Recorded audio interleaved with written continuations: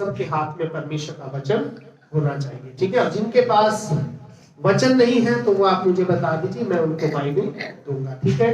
और आज हालांकि बहुत कम लोग आए हुए हैं, मुझे नहीं मालूम क्या रीजन रहा है या क्या कारण है, पर हम जितने भी लोग आए हैं तो आप ये मान के चलिए कि प्रभु ये आवाज जो आज तू देने जा रहा है ये मेरे लिए है। हालेलुया। जो आज तू बोलने जा रहा है, तूने आज मुझे बुलाया क्योंकि आज तू मुझसे कुछ कहना चाहता है। कुछ लोगों को तूने नहीं बुलाया, शायद तू आज उनसे कोई बात करना नहीं चाहता। हालेलुया। तो इसलिए अब हम इस परमेश्वर के वचन की तरफ जाएंगे और मैं चाहूंगा निर्गमन की पुस्तक उसका 15 अध्याय और 22 वचन से लेकर और उसका 27 वचन तक हम लोग पढ़ेंगे, ठीक है। निर्गमन की पुस्तक जो कि बाइबल में पहली पुस्तक कौन सी है? उत्पत्ति की। और दूसरी पुस्तक कौन सी है? निर्गमन की पुस्तक, ठीक है। उस निर्गमन की पुस्तक का हम लोग जो है 15 अध्याय खोलेंगे और ये वचन को जो है हम थोड़े समय के लिए पढ़ेंगे। और ये वचन हम सब लोगों के लिए नया है क्योंकि पहले हमने इस वचन में से कभी कुछ प्रचार वगैरह नहीं किया है, तो हम लोग ध्यान से इसको क्या करेंगे, सुनेंगे, ठीक है। और मैं चाहूंगा जिसको भी ये वचन मिल जाए एक बार इसको थोड़ा सा पढ़ देंगे, ठीक है। 22 वचन से लेकर 27 वचन तक हम पढ़ेंगे, ठीक है। तो इसको पढ़ने से पहले कुछ बात मैं आपको बता दूं ताकि ये वचन हमें थोड़ा सा समझ में आ जाए। एक समय की बात है जब इस्राएली लोग मिस्र के अंदर गुलाम थे और मूसा के द्वारा परमेश्वर ने इन इस्राएलियों को मिस्र की गुलामी में से बाहर निकाला था और इनके साथ बड़े बड़े आश्चर्य कर्म उन्होंने मिस्र में किए थे। 10 आश्चर्य कर्म मिस्र में किए थे और सबसे बड़ा आश्चर्य कर्म क्या किया था कि लाल समुद्र को 2 भाग करके इनको सूखी भूमि पर ले जा करके वहां से बाहर निकाला था। और इनके पीछे जो शत्रु आ रहे थे, तो जहां जहां इस्राएली लोग पास होते जा रहे थे वहां वहां पर जो शत्रु जब बीच में आ गए तो पानी उन शत्रुओं की जगह से आपस में मिल गया था और जितने इनके पीछे जो शत्रु थे वो सब पानी में होकर मर गए थे। और बाइबल बताती करीब 6000 जो घुड़सवार थे, सॉरी रथ थे, 6000 क्या थे? रथ थे, वो सारे के सारे पानी में क्या हो गए, मर गए। और वो इसलिए क्योंकि यहोवा इनकी ओर से युद्ध कर रहा था और यहोवा इनके लिए लड़ाई कर रहा था। जब ये आगे की तरफ आए तो अब इन्होंने लाल समुद्र को पार कर लिया है और थोड़ा सा आगे बढ़ गए हैं। इसी अध्याय में थोड़ा सा पहले हारून की जो बहन है जिसका नाम मरियम है, वो स्तुति का, आराधना का एक प्यारा सा गीत गाती है। ये सब लोग अभी अभी इन्होंने परमेश्वर की आराधना करी है, इन सारे इस्राएलियों ने अभी अभी परमेश्वर की स्तुति करी है, लेकिन अचानक से एक घटना होती है। और ये घटना क्या होती है? 22 वचन से पढ़ेंगे कि जब मूसा इस्राएलियों को लाल समुद्र से आगे ले गया। जब मूसा इस्राएलियों से को लाल समुद्र से आगे ले गया, इसका मतलब अब लाल समुद्र खत्म हो गया था, दुश्मन भी पीछे से हट गए थे, अब ये लोग आजाद हो गए थे। अब इनको कोई फिक्र नहीं थी, अब इनको कोई चिंता नहीं थी, अब इनको शत्रु से जान का खतरा नहीं था। अब ये लोग जो है लाल समुद्र को पार कर गए थे और वे शूर नाम एक जंगल में आए और जंगल में जाते हुए 3 दिन तक पानी का सोता नहीं मिला। ठीक है, क्या नहीं मिला? अभी तो पानी में से निकल करके आए थे, लेकिन अभी फिर इनको पानी की कमी क्या हो गई, महसूस हो गई, क्योंकि ये लोग पैदल यात्रा कर रहे थे। ठीक है, हाँ आगे पढ़ेंगे। फिर मारा नामक एक स्थान पर पहुंचे। फिर मारा नामक एक स्थान पर पहुंचे, वहां का पानी खारा था। और वहां का पानी कैसा था? खारा था। उसे वे न पी सके, और उसे वो ना पी सके, इस कारण उस स्थान का नाम मारा पड़ा। और इस कारण उस स्थान का नाम क्या पड़ा? मारा पड़ा। तब वे यह कहकर मूसा के विरुद्ध बकबक करने लगे। अब तब वो ये कह करके मूसा के खिलाफ या मूसा के विरुद्ध बकबक करने लगे, हम क्या पिए कि भाई हम क्या पिएंगे। तब मूसा ने यहोवा की दुहाई दी, और तब यहोवा ने मूसा की दुहाई दी और यहोवा ने उसे एक पौधा बतला दिया। और यहोवा ने उसको या परमेश्वर ने उसको एक पौधा बता दिया, एक प्लांट बता दिया। इसे जब उसने पानी में डाला, और उसने जब उसको पानी में डाला, तब वह पानी मीठा हो गया। और तब वो पानी कैसा हो गया? मीठा हो गया। हालेलुया। हाँ, आगे क्या लिखा है? वही यहोवा ने उनके लिए एक विधि और नियम बनाया, और वही परमेश्वर ने उनके लिए एक विधि और एक नियम बनाया, और वही उनने यह कहकर उनकी परीक्षा की, और वही यह कहकर उसने उनकी परीक्षा की, यदि तू अपने परमेश्वर यहोवा का वचन तन मन से यदि तू अपने परमेश्वर यहोवा का वचन तन और मन से सुने, और जो उसकी दृष्टि में ठीक है वही और करे, जो उसकी दृष्टि में ठीक है वही करे, और उसकी आज्ञाओं पर कान लगाए, और उसकी आज्ञाओं पर कान लगाए, और उसकी सब विधियों को माने, और उसकी सब विधियों को माने, तो जितने रोग मैंने मिस्रियों पर भेजे, जितने रोग, जितनी बीमारियां मैंने मिस्रियों पर भेजी है, उनमें से एक भी तुझ पर न भेजूंगा, उनमें से एक भी तुझ पर न भेजूंगा, नहीं भेजूंगा, क्योंकि मैं तुम्हारा चंगा करने वाला यहोवा हूँ, क्योंकि मैं तुम्हारा चंगा करने वाला यहोवा हूँ। हालेलुया। तो हाँ, नहीं, बस यहीं तक पढ़ेंगे, ठीक है।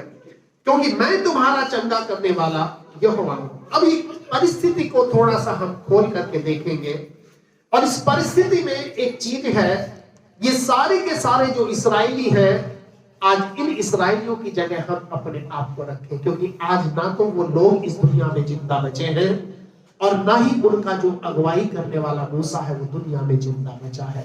लेकिन ये परमेश्वर का वचन जीवित, पवित्र और दो धारी तलवार से भी ज्यादा क्या है, चोखा है। ये वचन आज हमारे पास है। इसका मतलब ये जीवित वचन हमेशा उन लोगों के लिए रहेगा। दुनिया में लोग आते रहेंगे, जाते रहेंगे, पीढ़ियां खत्म होती रहेंगी, नई पीढ़ियां बनती रहेंगी, लेकिन ये परमेश्वर का वचन हमेशा सबके लिए वैसा ही रहेगा। हालेलुया। ये परमेश्वर का जो वचन है यहाँ पर हमें इस बात को बताता है, हर एक व्यक्ति के जीवन में, हर कलीसिया के जीवन में अप एंड डाउन्स जरूर आते हैं, उतार और चढ़ाव जरूर आते हैं, ठीक है। हमारे जीवन में हर स्थिति में, हर परिस्थिति में, चाहे वो कोई भी चीज हो, आप बिजली को ले लो, पानी को ले लो, हर एक चीज को ले लो, सबकी अपनी अपनी एक फ्रीक्वेंसी होती है। फ्रीक्वेंसी का मतलब एक आवृत्ति होती है, ठीक है। अगर आप बिजली को देखोगे तो बिजली की जो चलने की वो कैसे होती है, ऐसे ऐसे चलती है, लेकिन डाउन भी होता है और अप भी होता है। हर बिजनेस के अंदर कमी आती है, घटी भी आती है और बढ़ोतरी भी आती है। हमारे जीवन के अंदर दिन भी आता है और रात भी आती है। हमारे जीवन के अंदर सुख भी आता है, दुख भी आता है। हमारे जीवन के अंदर परेशानियां भी आती है और खुशियां भी आती है। तो इसलिए हर एक परिस्थिति में परमेश्वर का वचन हमें ये बताता है कि जब हम प्रभु के साथ चलते हैं, पहले मैंने बताया है, इसका मतलब ये नहीं है कि आपके जीवन में दुख या तकलीफ नहीं आएगी। हालेलुया। इस परमेश्वर के साथ जब हम चलते हैं तो हमारे जीवन के अंदर कई बार समस्याएं आ सकती हैं, परेशानियां आ सकती हैं, दुख आ सकते हैं, बीमारी आ सकती है, पर हमारे लिए सबसे खुशी की बात यह है कि हम परमेश्वर की उपस्थिति में मौजूद हैं या नहीं है, ये हम पर निर्भर करता है। पहली बात इसमें लिखा है, हर एक व्यक्ति के जीवन में अप एंड डाउन्स, यानी कि उतार और चढ़ाव आते रहते हैं, ठीक है। और हर एक व्यक्ति इस दुनिया में जो आपके पास आता है वो एक मिराकल के लिए आता है, एक चमत्कार के लिए आता है, एक फायदे के लिए आता है। चाहे वो आपके रिश्तेदार हो, चाहे आपका पड़ोसी हो, चाहे आपके अपने लोग क्यों ना हो, हर एक व्यक्ति आपसे अपने जीवन में मिराकल को चाहता है। और जिस दिन उसके जीवन में आप मिराकल करना, उसके फायदों को करना बंद कर दोगे, उसी वक्त वो व्यक्ति आपके खिलाफ बक बक करना क्या कर देगा, शुरू कर देगा। आप लोगों के काम के जब तक हो, जब तक आप उनके काम आ रहे हो, और जिस दिन आप उनके काम आना बंद हो जाओगे, उस दिन वो आपके खिलाफ क्या हो जाएंगे, खड़े हो जाएंगे। बाइबल हमें यह बताती है कि जब ये मूसा इन लोगों को लेकर के लाल समुद्र को पार किया था, अभी पार किया था, और पार करते वक्त इन सारे लोगों ने परमेश्वर की महिमा को अपने दास के द्वारा देखा था। हालेलुया।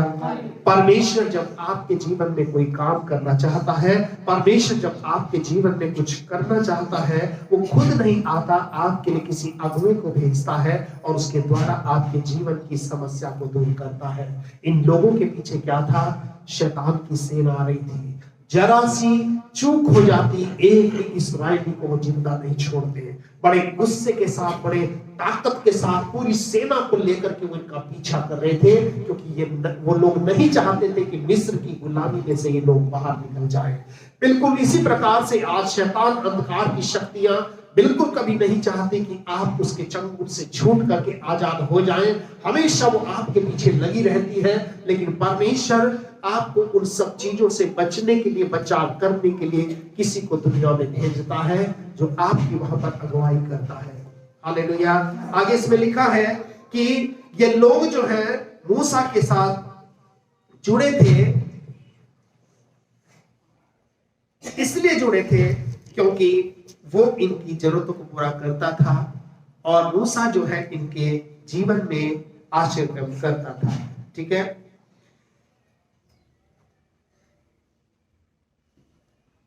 कई बार जो लोग होते हैं, पहली बात हम सबके जीवन में उतार और चढ़ाव आते हैं। दूसरी बात हमने क्या देखी, हर एक व्यक्ति आपके पास अपने फायदे के लिए आता है। तीसरी बात हम यहां पर इस बात को देखते हैं कि लोग आपको अपनी मर्जी के हिसाब से चलाना चाहते हैं। आपकी मर्जी के हिसाब से दुनिया में कोई चलना नहीं चाहता। लोग चाहते हैं कि ये व्यक्ति मेरे हिसाब से काम करे, लेकिन परमेश्वर ये चाहता है कि लोग मेरे हिसाब से काम करें। हालेलुया। परमेश्वर चाहता था कि मूसा के पीछे पीछे चले, लेकिन ये लोग नहीं चाहते थे कि मूसा के पीछे चले। वो उनसे कह रहे हैं कि भाई तू हमें कहां पे ले आए, तो जंगल है और यहाँ तो हम प्यासे मर रहे हैं।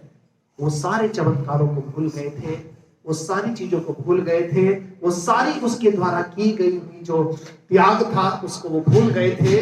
लेकिन ये लोग क्या कर रहे थे, ये मूसा के खिलाफ क्या करने लगे, सोचने लगे। चौथी बात, आपके जीवन में हमेशा मीठी चीजें नहीं होंगी। कई बार आपके जीवन में कुछ कड़वी चीजें आएंगी। आपके जीवन में हमेशा सब कुछ बढ़िया बढ़िया नहीं चलेगा। आपके जीवन में कई बार कुछ खराब खराब चीज भी आएगा। चौथी बात इस वचन में से हम देखते हैं कि यहाँ पर इस्राएलियों के जीवन में एक छोटी सी चीज आई थी। क्या? एक कड़वा पानी आ गया था। ठीक है। और उस जगह का नाम क्या रखा था? मारा। ये वही जगह थी जहां पर एक बार अब्राहम की जो हाजिरा थी, उसका बच्चा जो रोया था, उसके लिए परमेश्वर ने जल को निकाला था। यही वो जगह थी।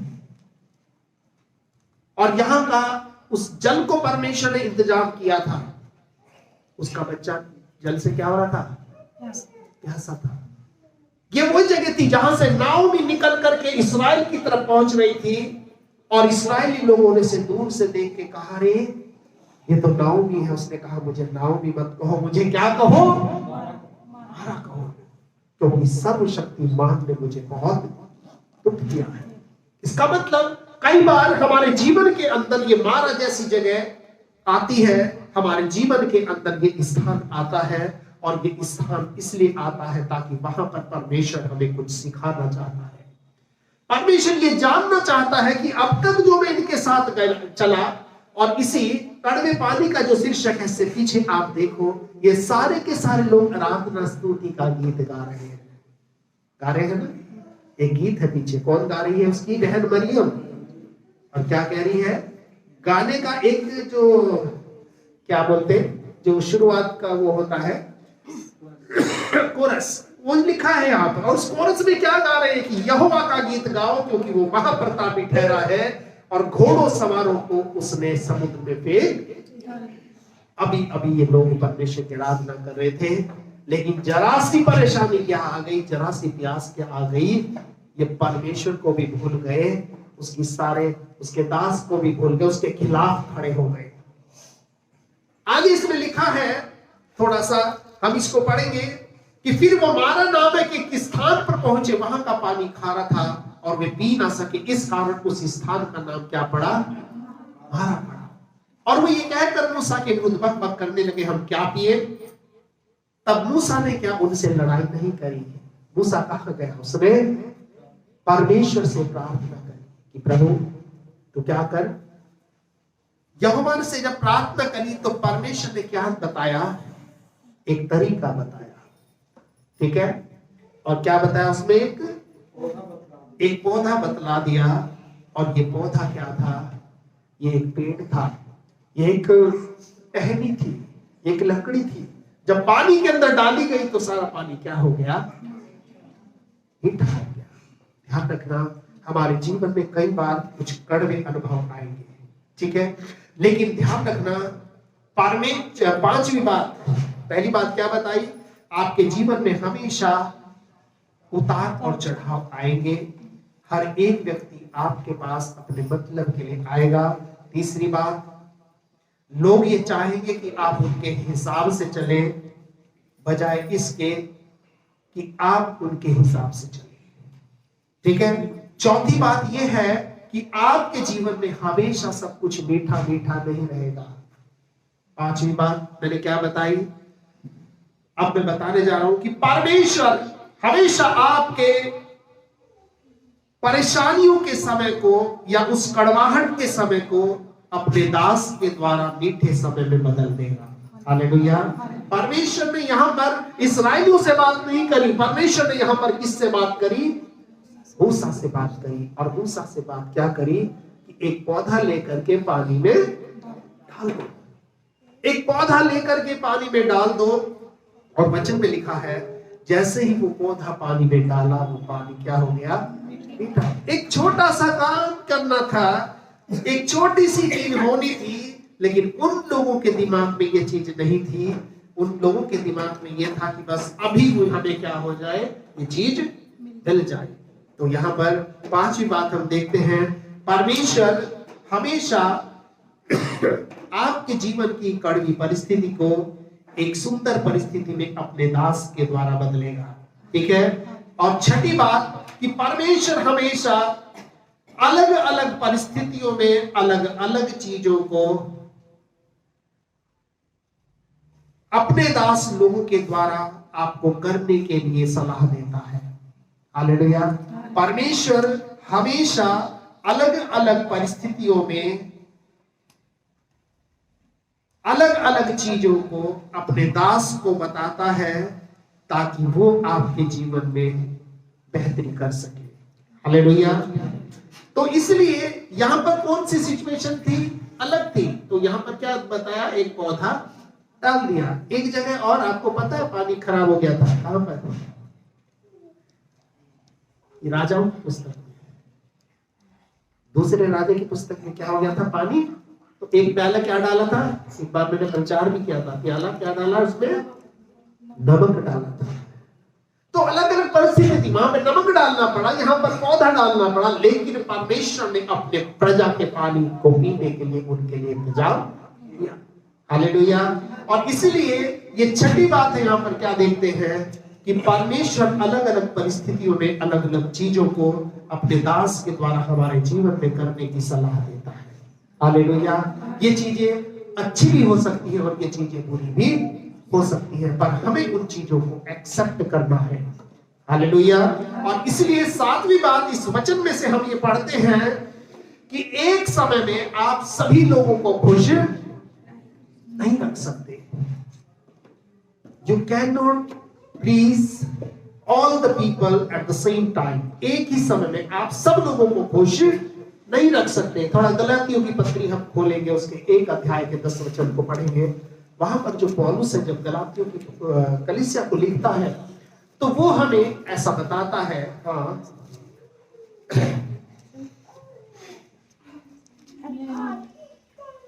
थोड़ा पढ़ देंगे, इसको भी मिल जाए। गलातियों की पत्री उसका 1 अध्याय और उसका 10 वचन, ठीक है। अब मैं क्या मनुष्यों को मनाता हूँ, अब मैं क्या मनुष्यों को मनाता हूँ या परमेश्वर को, या परमेश्वर को मनाता हूँ। हर एक इंसान के जीवन में एक बार ये पहलू आकर के खड़ा हो जाता है कि प्रभु तुझे खुश करे तो लोग नाराज, और लोगों को खुश करे तो तू नाराज। हम जाए तो कहां जाए। यहाँ प्रभु का दास कहता है कि अब मैं मनुष्य को खुद प्रसन्न करता हूं या परमेश्वर को। पर आगे वो ये कहता है कि अगर क्या मैं मनुष्यों को प्रसन्न करना चाहता हूँ, यदि मैं अब तक मनुष्यों को प्रसन्न करता रहता तो मसीह का दास न होता। तो मैं उस प्रभु का दास ना होता। हालेलुया। कई बार एक व्यक्ति जो है एक परिस्थिति में फंस जाता है कि प्रभु अगर ऐसा करूंगा तो खुश, और अगर मैं वैसा करूंगा तो लोग खुश होंगे। और हमें ये देखना है कि प्रभु लोग खुश हो या ना हो, लोग तो फिर से मान जाएंगे, लेकिन प्रभु तुझे खुश करना बहुत जरूरी है। हालेलुया। इसलिए आप एक समय में सभी लोगों को खुश नहीं कर सकते, लेकिन आप अपने जीवन में ये चुनाव कर सकते हैं कि प्रभु कोई खुश रहे या ना रहे, तू मेरे से खुश रहना जरूरी है। हालेलुया। हम यहाँ पर इस वचन में सातवीं बात क्या देखी कि हम सभी लोगों को एक समय में खुश नहीं रख सकते। अब ये जो मूसा था, ये इन सबको इस समय में खुश नहीं रख सकता। बाकी समय में खुश रखा था, पर ये समय में खुश नहीं रखा। ठीक है। आठवीं बात इस वचन में हम ये पढ़ते हैं कि every bitter situation is a test for us. हर एक जो कड़वी परिस्थिति होती है वो हम सब के लिए एक परीक्षा का समय होता है। हमेशा हमारे जीवन के अंदर जब भी कोई कड़वी परिस्थिति आती है, परेशानी का समय आता है या परीक्षा का समय आता है, तो क्या है, वो हमारे लिए एक परीक्षा का समय होता है। और ये परीक्षा का समय क्यों आता है? अगर आप व्यवस्था विवरण की पुस्तक खोलेंगे, उसके 8 अध्याय और उसके 10 वचन को कोई पढ़ देंगे, ठीक है। अगर किसी को भी नहीं जाए जरा सा पढ़ देंगे।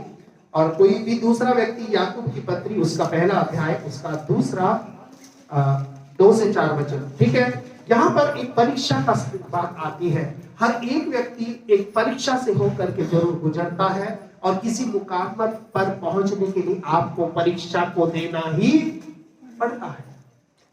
आप किसी भी क्षेत्र में हो, हर जगह पर एक परीक्षा है, हर जगह पर एक कंपटीशन है जिसको आपको देना ही पड़ेगा। ठीक है। हाँ, आगे क्या लिखा है? और तू पेट भर खाएगा। नहीं, कौन सा पढ़ रहे हैं आप? व्यवस्था विवरण। हाँ, 8 अध्याय का 10 वचन। उसने कहा हाँ। उसने कहा मैं तेरे वचन के अनुसार होगा, हाँ, जिससे तुझे यह ज्ञात हो जाए कि हमारे परमेश्वर यहोवा के तुल्य कोई दूसरा नहीं है। हाँ, एक मिनट। 8 थोड़ा- और तू पेट भर खाएगा और उस उत्तम देश के कारण जो हाँ। तेरा परमेश्वर यहोवा तुझे देगा उसे धन्य मानेगा। हाँ, उसे धन्य मानेगा। हाँ, थोड़ा मैं कंफ्यूज हो गया यहाँ पे। थोड़ा ये याकूब की पत्री उसका पहला अध्याय 2 से 4 तक कोई पढ़ देंगे, ठीक है। क्या लिखा है इसमें?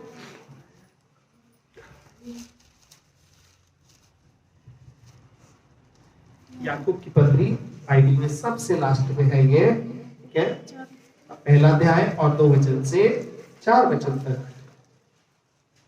हे मेरे भाइयों, जब तुम नाना प्रकार की परीक्षाओं में पढ़ो, हे मेरे भाइयों, जब तुम अलग अलग प्रकार की या कई तरह की परीक्षाओं में पढ़ो तो इसको आनंद की बात है। इसको आनंद की बात समझो। यह जानकर कि तुम्हारे विश्वास के परखे जाने ये जान करके तुम्हारे विश्वास के परखे जाने से धीरज उत्पन्न होता है। धीरज उत्पन्न होता है। पर धीरज को अपना पूरा काम करने दो, पर धीरज को अपना पूरा काम करने दो। हाँ, कि तुम पूरे और सिद्ध हो जाओ, कि तुम पूरे और क्या हो जाओ, सिद्ध हो जाओ, और तुम्हें किसी बात की घटी न रहे। और तुम में किसी बात की घटी नहीं रहे। और ये लोग कब कुड़कुड़ाए थे? जब इनको घटी हो गई थी कि भाई सब कुछ तो है लेकिन पानी नहीं है। इसलिए यहाँ पर परमेश्वर के वचन में हम एक बात को पढ़ते हैं कि जब हमारे जीवन में परेशानी आती है, कोई परीक्षा आती है, तो हमें उसे आनंद की बात समझनी है। उससे चिढ़ना नहीं है, उससे घबराना नहीं है, उससे परेशान नहीं होना है, क्योंकि परीक्षा देने वाला कौन है? परमेश्वर है, और पास करने वाला भी परमेश्वर है। हालेलुया। आपको किसी भी अगले लेवल पर पहुंचने के लिए परीक्षा से होकर के गुजरना ही पड़ेगा। हालेलुया।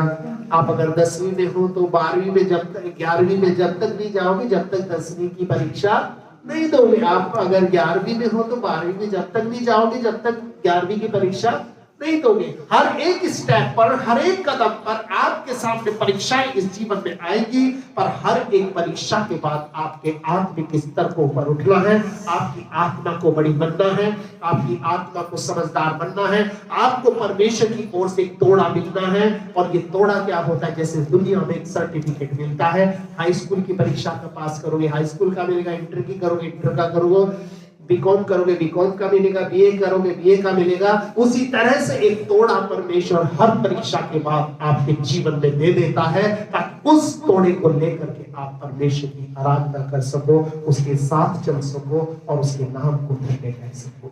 हालेलुया। अभी हमने क्या बात देखी कि हर एक कड़वी परिस्थिति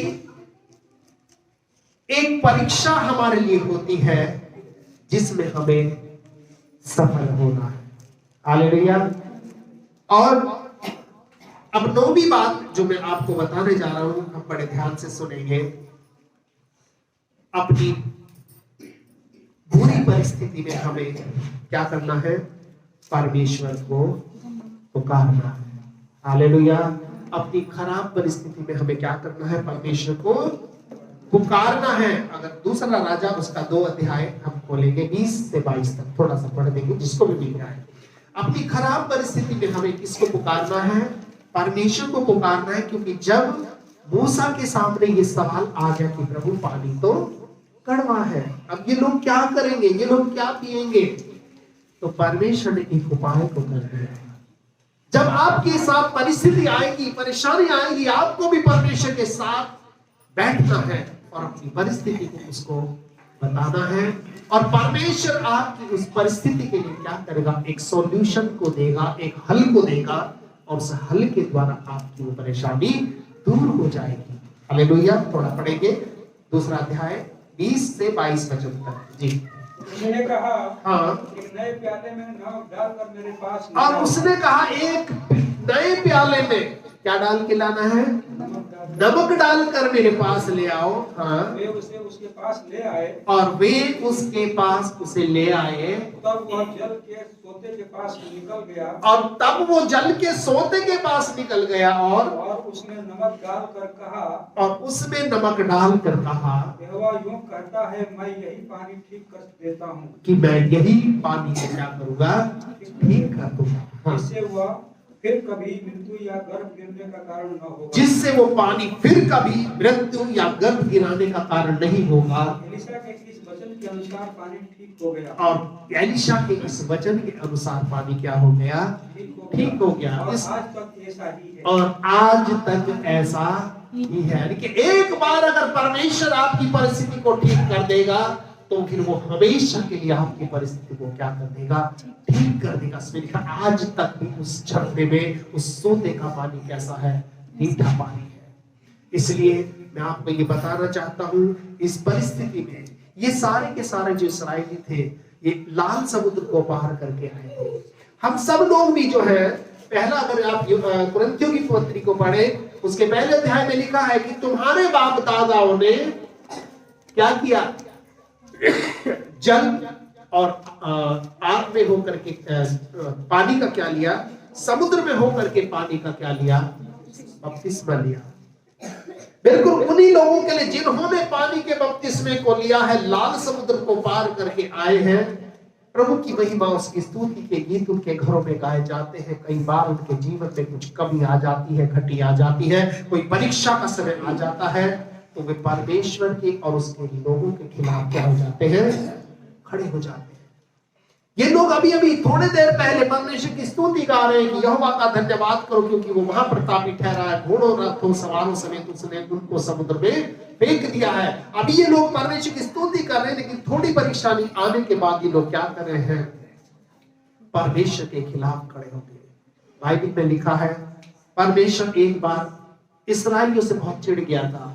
ये लोग मूसा को पत्थरवाह करना मांग रहे थे, लेकिन परमेश्वर ने कहा कि इन्होंने तुझको तुच्छ नहीं जाना, इन्होंने मुझे तुच्छ जाना है। हालेलुया। मैं आपको ये बताना चाहता हूं कि जो परमेश्वर के लोगों के खिलाफ खड़ा होता है, वो परमेश्वर के खिलाफ खड़ा होता है। आपको और मुझको जीवन की किसी भी परिस्थिति में ये मानना चाहिए, अगर कोई परेशानी का समय है, और वो समय किसी के भी साथ हो सकता है, आपके साथ हो सकता है, वो मेरे भी साथ हो सकता है, मेरे परिवार के साथ हो सकता है। हर एक जो परिस्थिति होती है वो हमारे जीवन में इसलिए आती है ताकि एक अगले लेवल पर हम पहुंच सके। और ध्यान रखना, जब कभी परीक्षा होती है, मैंने आपको पहले बताया है, वो सर्वशक्तिमान मालिक चुप हो जाता है, फिर वो बोलता नहीं है। वो कब बोलता है? जब परीक्षा खत्म हो जाती है, क्योंकि परीक्षा आपको अकेले को ही देनी पड़ेगी। जब आपके समय में कष्ट का समय आएगा, आप दुआ करोगे प्रभु मेरी प्रार्थना को सुन ले, वो नहीं सुनेगा। क्यों?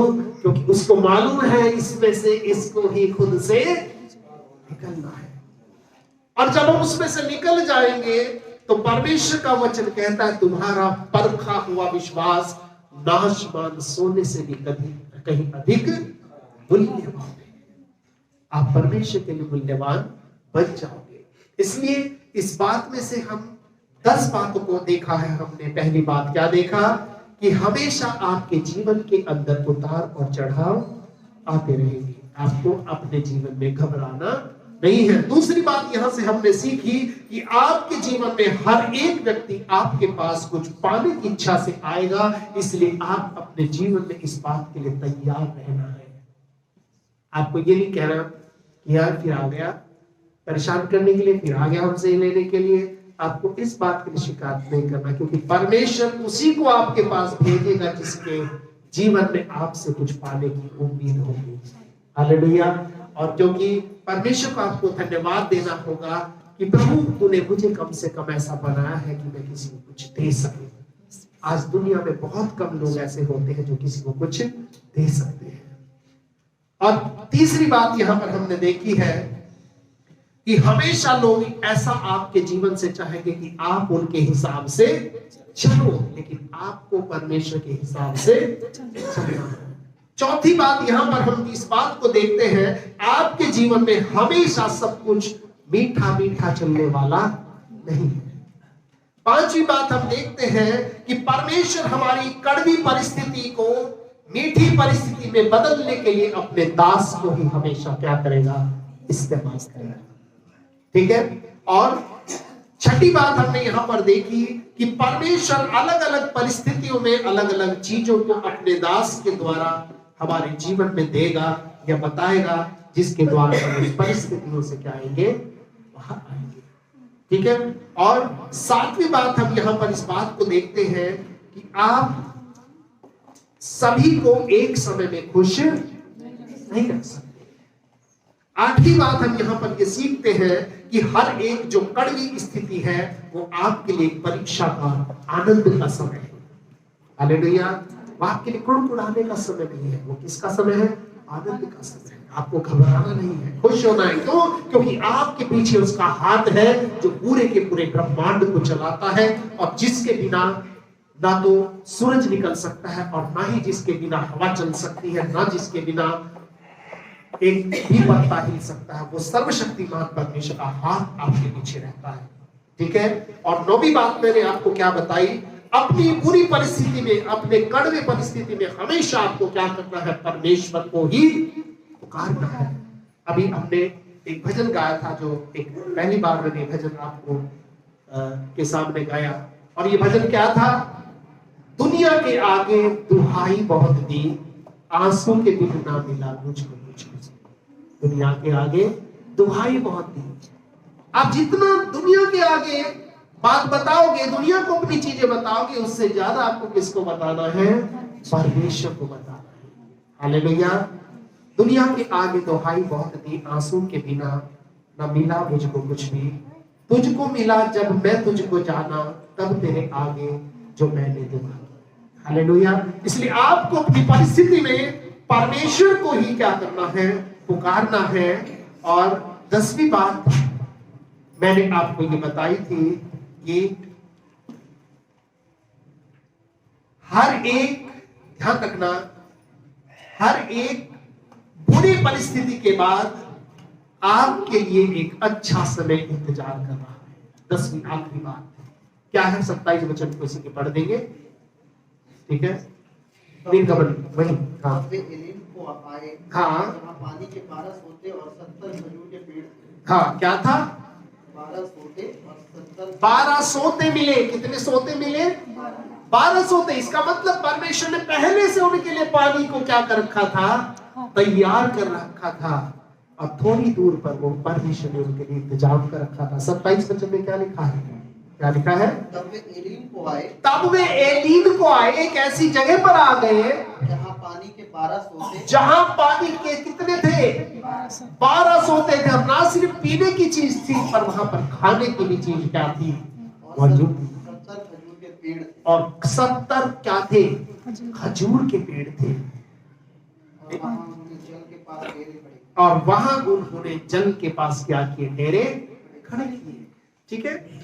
इंग्लिश बाइबल में लिखा है कि वहां फुल फ्रूटेड, मतलब पूरी तरह से फलों से लदे हुए खजूर के 70 पेड़ खड़े हुए थे। हालेलुया। आपको पता है कि खजूर जो है ये एक ऐसा खाना होता है। ये खजूर हमारी जैसे नहीं, जैसे छोटे छोटे होते हैं। जो अरब के जो खजूर होते हैं काफी बड़े बड़े खजूर होते हैं। अगर आप 4 खा लोगे तो समझो आपका पेट भर जाएगा। ठीक है। और इसलिए परमेश्वर ने इनके लिए पहले से क्या कर रखा था? इंतजाम को कर रखा था। लेकिन परमेश्वर ये देखना चाहता था कि क्या इस कड़वे तजुर्बे में ये आनंदित होते हैं या कुड़कुड़ाते हैं। ध्यान रखना, आपके जीवन में अगर कोई खराब समय चल रहा है, आप प्रभु के साथ अपनी यात्रा पर चलते रहिए, क्योंकि आपके लिए आने वाले समय में एक की जगह 1200 के तैयार खड़े हैं। हालेलुया। आपके ना सिर्फ पीने के लिए, पर उसके खाने के लिए भी आपके क्या किया हुआ है? इंतजाम किया हुआ है। हालेलुया। इसलिए हम यहाँ पर परमेश्वर के वचन में ये बात सीखते हैं कि आपको अपने जीवन की हर एक परिस्थिति में परमेश्वर के ऊपर विश्वास रखना है, उसके ऊपर भरोसा रखना है, क्योंकि वो परमेश्वर आपकी हर परिस्थिति को जानता है। वो परमेश्वर पहले से जानता था इनको इस चीज की जरूरत पड़ेगी, लेकिन थोड़ा सा आगे चलने की बजाय, थोड़ा सा उसको सहने की बजाय, ये उस परिस्थिति को देखते ही चिल्लाने लगे। लेकिन उस परिस्थिति में फिर भी परमेश्वर ने इनकी मदद करी। लेकिन इनको ये मालूम नहीं था कि थोड़ा सा आगे जा करके करीब 3 या 3.5 किलोमीटर और चलना था। एलीम आना था एक जगह, और वहां पर पानी के 12 सोते और 70 खजूर के पेड़ फलों से लदे हुए इनके लिए क्या थे? तैयार थे। हालेलुया। आपकी हर एक परिस्थिति में, आपकी हर एक जो बिटर परिस्थिति है, अगर आज आपके जीवन में कोई ऐसी परिस्थिति चल रही है, तो आप इस बात को ध्यान रखें कि आप प्रभु के लोग हैं। आपके जीवन में ऐसा नहीं है सब कुछ मीठा मीठा चलेगा। कई बार कड़वी परिस्थितियों से आपको होकर के गुजरना पड़ेगा, और इन कड़वी परिस्थितियों में से जब आप होकर के निकलोगे, तो आपको ये विश्वास रखना है कि प्रभु ये मेरी परिस्थिति बदलने वाली है, क्योंकि हमेशा तू मुझे उस मार्ग की तरफ लेकर के जा रहा है जिसमें आगे मुझे कुछ भी नहीं पता है। और इसलिए प्रभु के वचन में लिखा है कि जो बातें कभी आंखों ने नहीं देखी, जो बातें कभी कानों ने नहीं सुनी, जो बातें कभी मनुष्य के चित्त में नहीं चढ़ी, वे ही हैं जो परमेश्वर ने अपने से प्रेम रखने वालों के लिए तैयार की हुई है। और ये क्या था? ये क्या चीज थी? ये पानी के 12 सोते क्या थे? ये खजूर के लदे हुए 70 पेड़ क्या थे? ये वे थे जो परमेश्वर ने अपने प्यासे और भूखे लोगों के लिए पहले से तैयार करके रखे थे। हालेलुया। और इसलिए आपके जीवन की हर एक परिस्थिति में वो परमेश्वर आपकी मदद करेगा, आपकी सहायता करेगा, पर आपको अपने जीवन में हमेशा जो है परमेश्वर के खिलाफ कभी खड़ा नहीं होना है। अपनी परिस्थिति में कभी शिकायत नहीं करनी है, क्योंकि आपके जीवन में जो भी हो रहा है, अच्छा या बुरा, वो परमेश्वर की नजर में मौजूद है।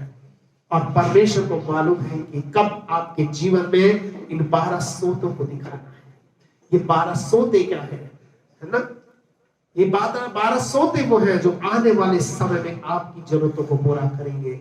ये 12 खजूर के पेड़ कौन है? ये 12 धर्मी वो लोग हैं, क्योंकि बाइबल में लिखा है कि धर्मी जब खजूर के पेड़ के समान फूलेंगे और फलेंगे, और लेबनान के देवदार के समान हमेशा बढ़ते रहेंगे, जिससे ये प्रकट होगी यहोवा सीधा है और उसमें कुछ भी कुटिलता नहीं है। हालेलुया। और इसलिए परमेश्वर इस वचन के द्वारा हम सबको आशीषित करे। आइए ये समय होगा कि हम सब लोग अपनी अपनी आंखों को बंद करेंगे और अपने सरों को अपने सर्वशक्तिमान प्रभु के सामने झुकाएंगे, और हम इस समय प्रार्थना में जाएंगे। हमारे सर्वशक्तिमान राजाओं के राजा प्रभु के प्रभु तू दयालु और महान परमेश्वर है। हम तेरे नाम को धन्यवाद करते हैं कि तेरे वचन में से अभी हमने पढ़ा है कि किस प्रकार से प्रभु जी हमारे जीवन में कई बार हमेशा हम ये चाहते हैं सब कुछ मीठा मीठा चले, सब कुछ अच्छा अच्छा चले, लेकिन पिता कई बार कुछ कड़वे समय आ जाते हैं, कई बार कुछ परेशानी के समय आ जाते हैं और हम सोचते हैं कि शायद प्रभु ने हमें छोड़ दिया है। हम सोच लेते हैं कि शायद अब प्रभु हमसे दूर हो गया है। हम कई बार सोच लेते हैं कि प्रभु कहीं तू हमारी आवाज क्यों नहीं सुन रहा है। लेकिन प्रभु तेरे वचन के अंदर आज हमने देखा थोड़ा सा और, बस जरा सा और, थोड़ा सा और चलना है, थोड़ा सा और यात्रा को करना है और उसके आगे एलीम आने वाला है। एक खुशियों की जगह आने वाली है, एक ऐसी जगह आने वाली है जिस जगह से प्रभु तूने पहले से हमारे लिए 12 सोतों को तैयार करा है। तूने 70 खजूर के पेड़ों को हमारे लिए खड़ा करके रखा है ताकि वे हमारे जीवन की हर एक आवश्यकता को पूरी करेंगे। और इसलिए पिता परमेश्वर आज तेरे दास होने के नाते मैं प्रार्थना करता हूँ तेरे लोगों के लिए प्रभु जी जो आज यहाँ पर आए हैं, जिनको तू यहाँ पर लेकर आया है, इस वचन को जिनको तूने देना चाहता था उनको आज अपने चरणों में लेकर आया है। और मैं चाहता हूँ कि तू अपने आसमान के दरवाजों को खोल करके प्रभु अपनी बरकतों को, अपनी आशीषों को, अपनी सामर्थ और अपनी शक्ति के प्रभाव को हर एक शरीर के अंदर, आत्मा के अंदर, प्राण के अंदर पहने दे ताकि इनके जीवन में प्रभु ये जो कड़वे समय है, ये कड़वी परिस्थितियां हट जाए और यीशु के नाम से ये मीठी परिस्थितियां आने पाए। ये अपने हर एक वक्त में तुझ पर भरोसा रख सके, अपनी परीक्षाओं को अपने जीवन में हमेशा आनंद की बात समझ सके और ये कह सके कि प्रभु मैं जो आज तेरे साथ चल रहा हूँ क्योंकि प्रभु जी मेरे लिए वो धर्म का सूर्य उदय होने वाला है, मेरे लिए वो समय आने वाला है जिसमें प्रभु जी मुझे वो पेड़ दिखाई दे जाएंगे, मुझे वो सोते बस अब दिखाई देने वाले हैं। आप पिता चाहे ये आपके जीवन की कोई बीमारी हो, चाहे वो आपके जीवन की कोई कमी हो, चाहे वो कोई समस्या हो, चाहे कोई पीड़ा हो, ये हमेशा आपके साथ रहने वाली नहीं है क्योंकि प्रभु आपके जीवन को बदलने जा रहा है। परमेश्वर आपकी परिस्थिति को बदलने जा रहा है। बस आपको क्या करना, आपको चुपचाप रहना है और उसके मार्ग पर चलते रहना है। कुड़कुड़ाना नहीं है, घबराना नहीं है, परेशान नहीं होना है। वो परमेश्वर आपकी हर एक जरूरत को पूरा करेगा। हमारे सर्वशक्तिमान परमेश्वर हम धन्यवाद करते हैं तेरे इन लोगों के लिए जिनको तुमने आज चुना है प्रभु, ताकि तेरे इस वचन की आशीष को अपने साथ अपने घरों तक ले जा सके। पिता जिस प्रकार से तू पिछले दिनों के साथ रहा है, आने वाले दिनों में भी इनके साथ खड़ा रहे।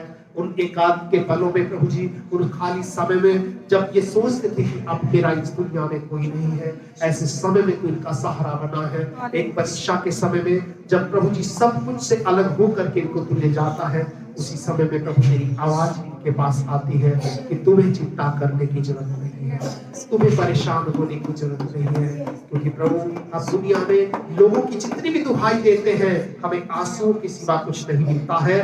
जब हम तेरे नाम को पुकारते हैं तो हमारी दुआओं को सुन लेता है और हमें अपनी आशीषों से भर देता है।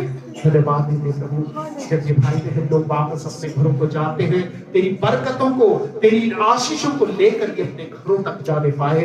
और जब इनके कदम इनके घरों में पड़ते हैं स्वामी, इनके जीवन में बड़े बड़े परिवर्तन, बड़े बड़े आश्चर्य, बड़े चिन्ह और चमत्कार प्रकट होने पाए। तो हर एक को आशीष दे, अपनी बरकतों से भर और अपनी महिमा और सेवा के लिए इनको आने वाले दिनों में बड़ी आशीष देकर इस्तेमाल कर।